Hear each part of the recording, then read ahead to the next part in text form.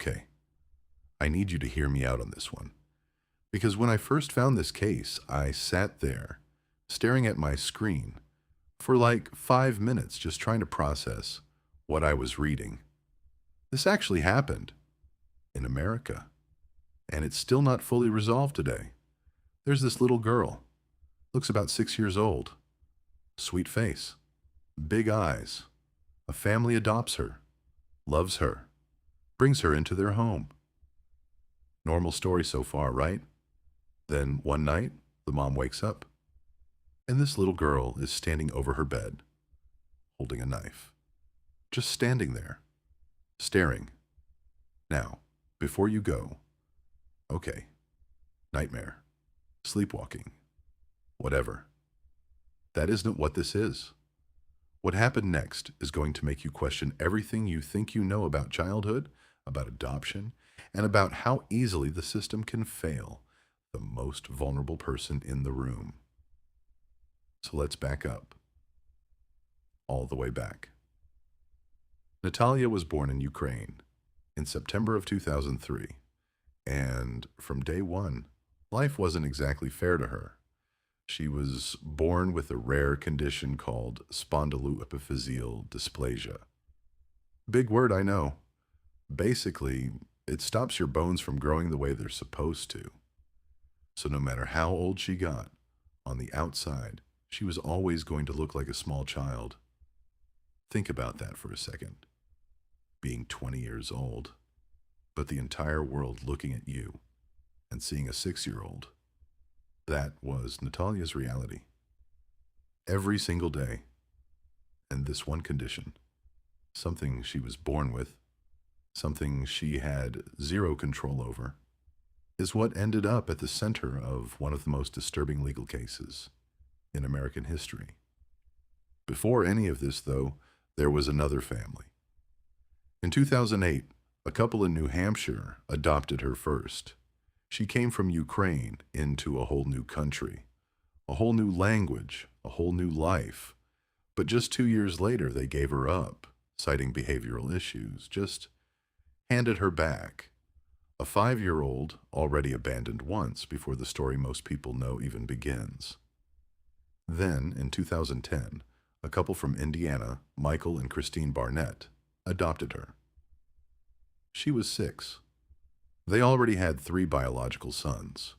One of them, Jacob, was something of a local celebrity, a physics prodigy with autism who'd made national headlines. Kristine had built a public persona around raising him. And now, here was Natalia. A new project, in a sense, for a family that already had a story it liked to tell about itself. At first, it looked like a totally normal family. A vacation to Disneyland, photos, smiles. Natalia just joined in. But then, according to the Barnetts, things got dark. They started telling people disturbing things. That within months, Natalia's behavior had turned violent. That she tried to poison Kristine's coffee. That she stood over their beds with a knife. That she threatened to kill the entire family in their sleep. That she'd hurt her younger brother, smeared waste on him, thrown his toys into traffic. That she once talked about how to get rid of a body so no one would ever find it. Hold on to that for a second, because by the end of this story, every one of those claims is going to look very, very different, depending on whose version you believe. This is where it stops being just a strange family story and turns into something almost unbelievable. In 2012, the Barnetts went to court and told a judge that Natalia wasn't actually a child at all, that she was really born in 1989, which would make her 22 years old, not 8. Their reasoning, at least what they've said publicly since, was based on things like adult teeth and physical development they didn't expect to see in a young child. And the judge believed them. Barely any real medical evidence. No real investigation. Just a detective who thought her birth certificate looked suspicious, and a family determined to prove they were right. And here's the part that still gets me. Natalia wasn't even in that courtroom when this decision was made. No lawyer speaking for her, no guardian, nobody in her corner. One signature, and a little girl's entire identity was erased. After the court changed her legal age, the Barnetts moved Natalia into an apartment in Lafayette, Indiana. By herself. An apartment she couldn't even function in. She couldn't reach the shelves, couldn't reach the stove, couldn't reach the mailbox. No working phone to call for help if something went wrong. Then, the Barnetts packed up and left the country, for Canada, with their sons, without her. They just left. And according to the evidence we have now, Natalia was somewhere between 9 and 10 years old at the time, a disabled child, completely alone, no money, no family, nobody to call. I can't really imagine what that must have felt like.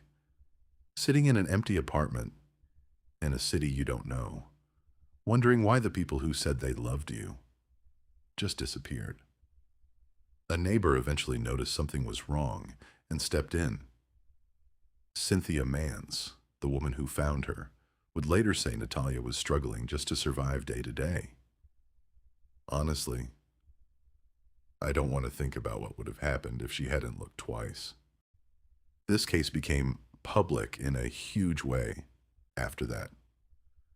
Natalia appeared on Dr. Phil in 2019, trying to tell her side of a story that had already been shaped for years by other people's version of events.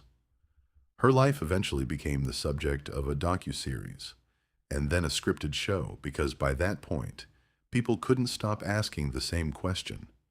Was she a con artist who fooled an entire family? Or was she a disabled child who got erased by the people who were supposed to protect her? So here's what the actual evidence shows. Ukrainian birth records confirm she was born in September of 2003.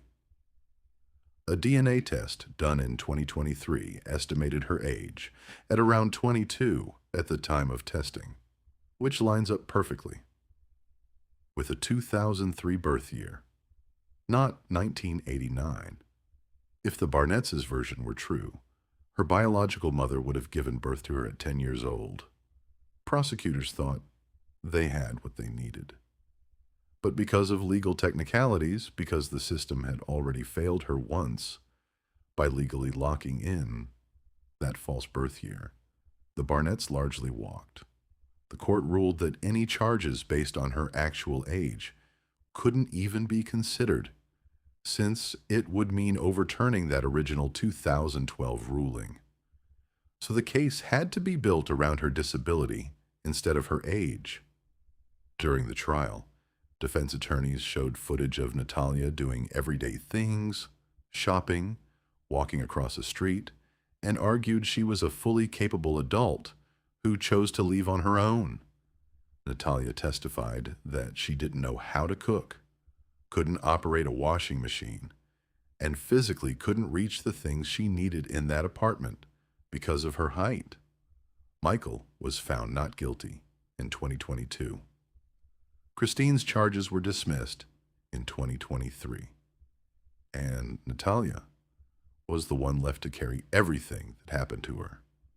After Lafayette, she moved in with the Mans family, who later legally adopted her in 2023, around the same time her story was airing to millions of viewers.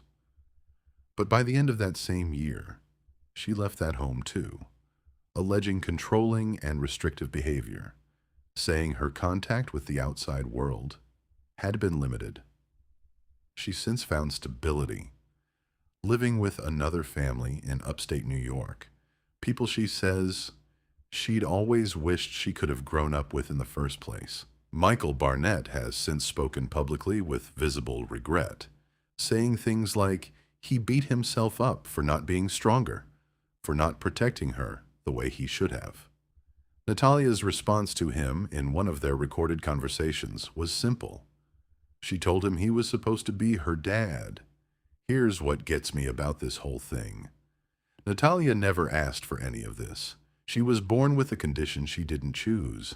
She was given up once, adopted by people who were supposed to protect her the second time. And instead, she was abandoned, erased, legally turned into someone she wasn't, argued over in a courtroom like a piece of evidence instead of a person. And the people responsible faced almost no real consequences. She's in her early 20s now, finally living something close to a normal adult life, on her own terms, still figuring out what stability even feels like after a childhood spent fighting just to prove she was a child at all. But this case, it makes you think about how easily the most vulnerable people slip through the cracks when nobody's paying close enough attention, about how a single court decision, made without the one person it affected most, even in the room, can follow someone for the rest of their life. So pay attention, because Natalia deserved better. And honestly, she still does.